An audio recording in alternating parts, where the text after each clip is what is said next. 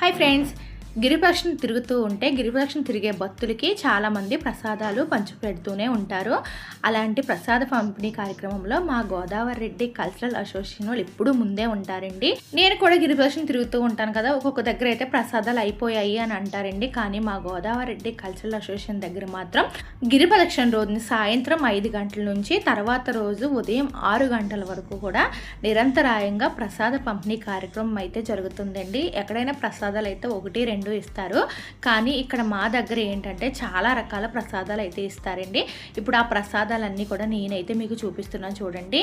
అవి ఏంటంటే water bottles, మజ్జిగ, cool drinks, ice cream, kulfi, jalebi, శనగలు, పులిహార, biryani, sambar rice, curd rice, chocolates, tea biscuits ఇవన్నీ కూడా నిరంతరాయంగా ఆ రోజు నైట్ అంతా కూడా పంచిపెడుతూ ఉంటారండి. మా గోదావరిలో ఎక్కడున్నా సరే ఇలాంటి సేవా కార్యక్రమాలు చేయడంలో ముందే ఉంటారు.